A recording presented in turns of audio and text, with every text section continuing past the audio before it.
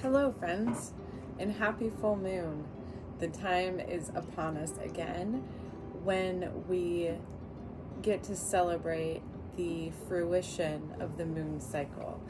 So, the full moon is halfway between the roughly 28-day cycle, but this will be about 2 weeks after our new moon, which we just experienced with our lunar eclipse and all of those wonderful things. We have experienced the solstice, and we also had, some alignments and some really great things happening in the astrological world that affect all of us energetically. So here we are, happy full moon. Our full moon this month, December 2020, is in Cancer. And the date, which I didn't even look at the date, that's probably terrible, will be between the 28th and the 29th of December. So I'm doing this here the day beforehand just to give us some insights. But I really feel like over the last few days, which was a little bit hard also because it was over the Christmas season, I really feel like we've already been experiencing a lot of this energy without even bringing any insight or attention to it. So the Cancer is like always about like self-mothering, like self-parenting. And our sun is in Capricorn right now, which is pretty masculine energy, and the Cancer is ruled by the moon. So we have that really big feminine draw. So there's a lot of opposition as usual. There's a lot of opposition between those two signs that we're experiencing energetically right now. But I think that for those of us who have any type of turmoil in your family, whether that be with your parents or your siblings or, a long generational dispute, any of those things, because Cancer has a lot to do with your family also, like your family unit, and however you see that or describe that, it has a lot to do with that. So for me, this is the second Cancer full moon that we've had. The first one was in January. There's 13 full moons every year in 12 months. So obviously, the way the cycles run, we always end up having a second full moon in the same sign. And this is a great time of year to really stop and review. And even as I was writing down my thoughts here for this video, I really realized that in January, I also went through this almost like breakdown, like an emotional breakdown concerning connections to family or those that we have brought into our family. So it doesn't have to be like a biological thing. It can also just be like maybe someone that you're married to or a relationship that you had and things like that. And then over this past week, again, I revisited the same type of emotions, just in a different aspect. And sometimes I get frustrated with myself that I'm like, why do I have to keep revisiting this? I don't, I want to be done with it. I want to be over it, let bygones be bygones, water under the bridge and move forward. But as I started to review, I realized that the Cancer full moon is what really draws that out of me, and that such strong tie and family and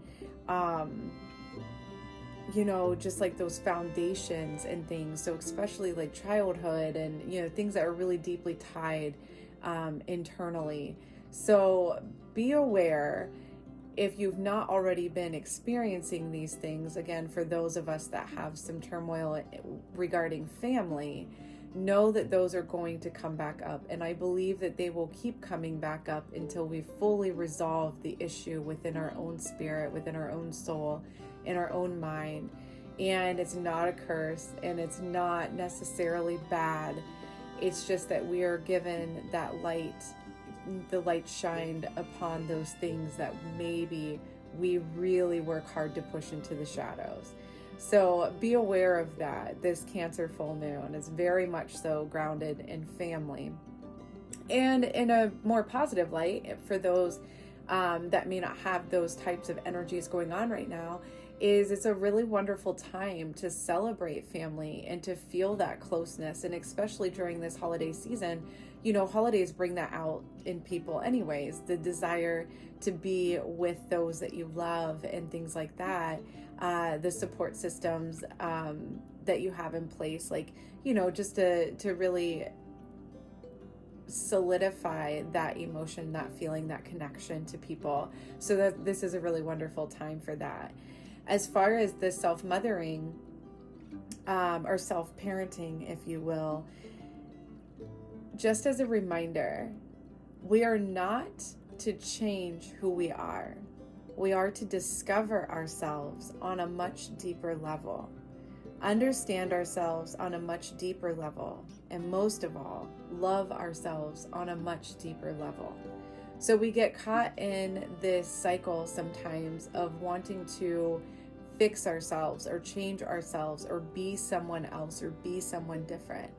And recently I had this thought process of, feeling like you're in the middle of that vision, that desire of who you want to be and the life that you want to live.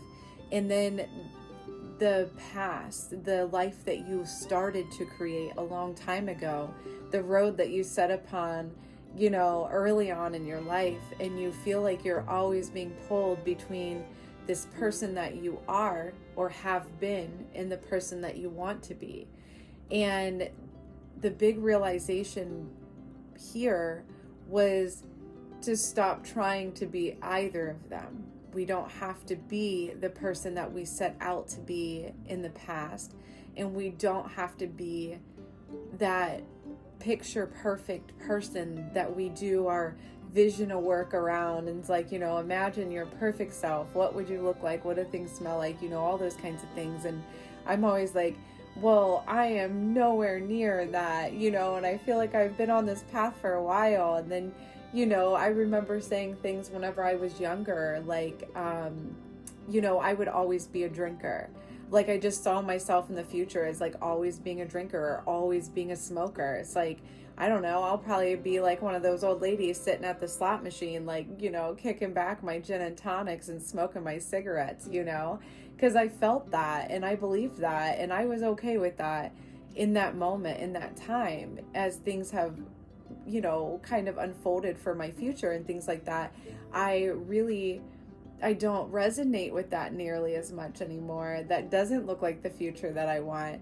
And patience is a thing too, is that if you do see yourself in a specific light and you're yearning to be in that place, know that there is no destination.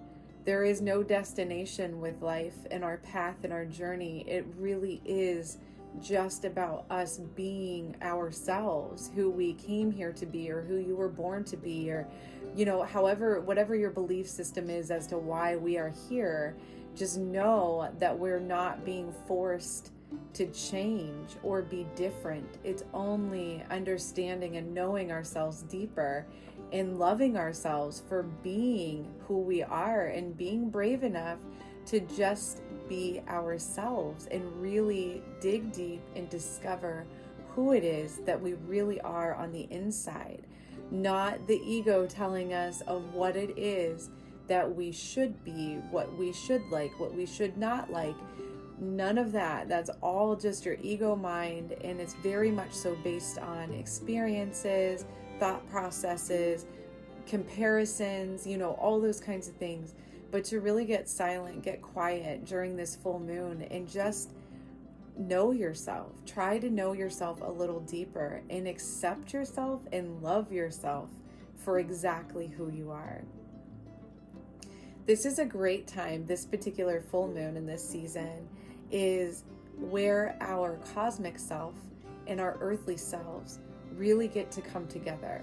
And again, if you're an energetically sensitive person, I know that you've felt this already, but you really feel that internal self and external self coming closer and closer together. who you portray to the world and who you are on the inside are very much so aligning right now. And I've caught myself in the recent, definitely, where I might put on a face, like a different face, like being okay with something or subjecting myself to something that I really feel is unimportant. Like, if people offer things to me or ask me to do something, I feel bad and I'm like, oh, I can't really do that, but I should because I want to be a good person. You have this internal dialogue, this banter back and forth about what you should do. And it's been relatively easy for me to dismiss things off of my plate because I don't have the care, like not in a negative way, but I don't have the care to bring it into my life right now.